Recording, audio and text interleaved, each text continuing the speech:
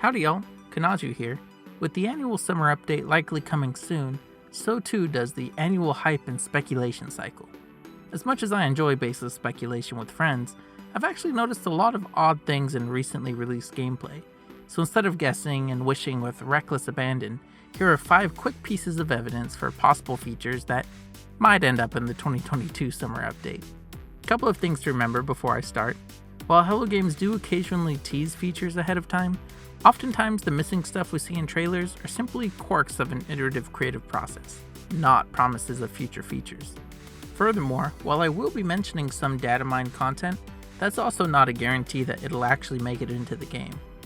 This is all to say that you should always keep your expectations at 0 if you want to have the best time this summer. And, of course, be wary of any supposed leaks. I've never seen a leak that could be interpreted as accurate without a ton of concessions. But alright, this is going to be a shorter video, so let's get right to it. Evidence number 1. The Leviathan Expedition trailer. This entire trailer appears to have been captured in a version of the game unavailable to the public. First off, we have this incredible asteroid field outside of a derelict freighter. Nothing like this is visible in the game today, but we'll be back to that in a minute. What I found more interesting was what's inside the derelict. Did you catch that? In this footage, we have 2 new liquid effects, floating water droplets and updated acid effects. Since derelicts are currently the only 0G environments in the game, I find it really intriguing that they added a new detail. That could imply either an update to derelicts is due soon, that other 0G environments might be coming soon, or that they added little floating drops of water and nothing else. Third bet is safest, of course. Going back to those new acid effects, they're a lot more detailed than what we have currently. They also seem to linger in the air longer, and I love the way they look. I'm excited to hopefully see them in the game soon. Again, it's also interesting that they would update the attacks on an enemy that we only see in derelicts. So are they going to update derelict freighters, or is this just, some VFX updates?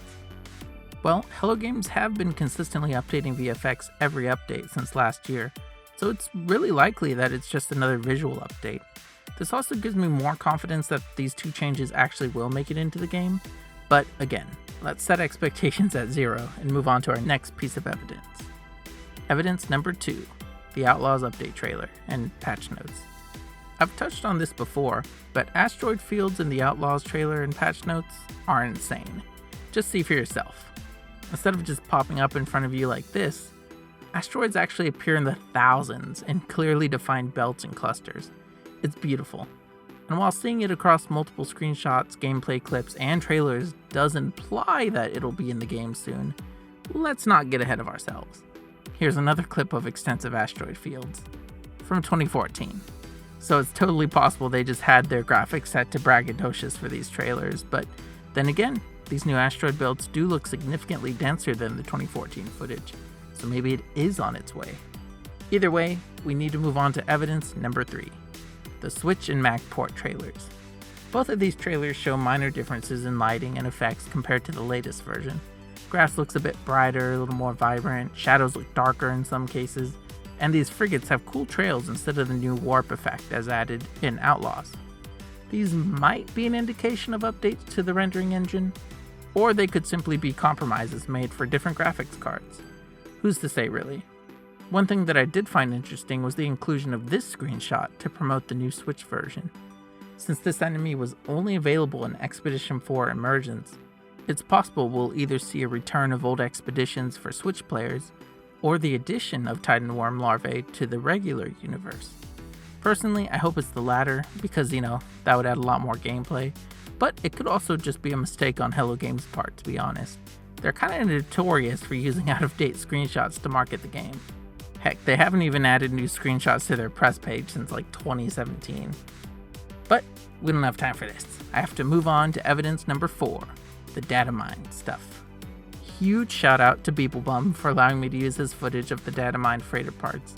If you love a detailed approach to No Man's Sky content, Beeblebum is another great creator here on YouTube.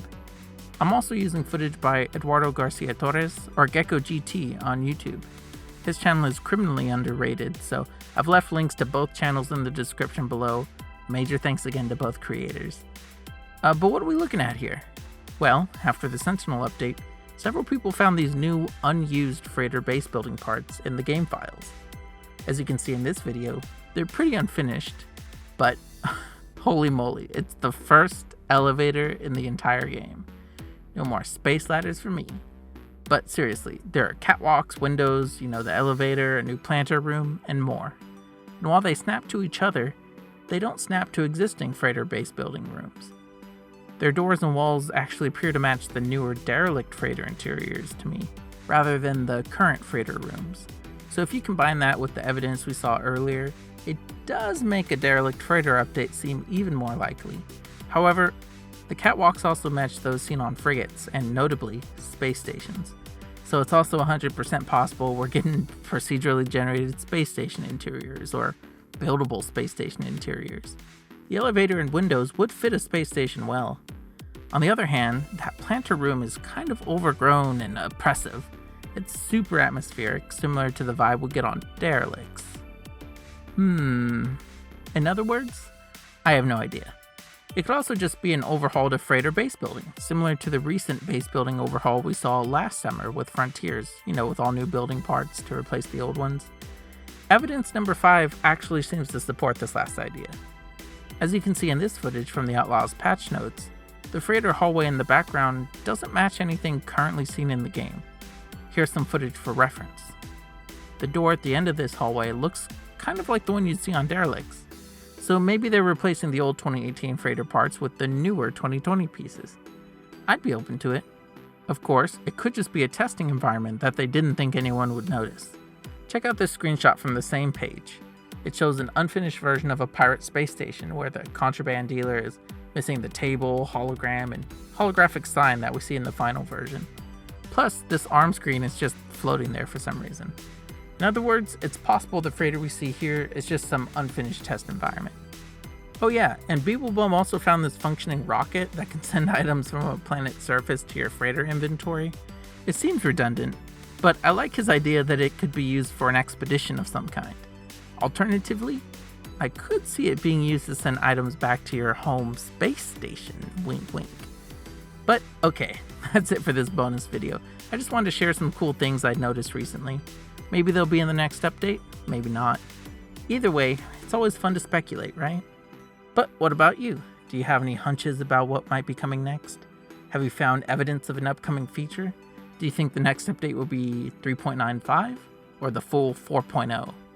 Let me know in the comments below. And while you're there, liking the video is always a huge help too. But only if you actually liked it. Don't lie just to make me feel better.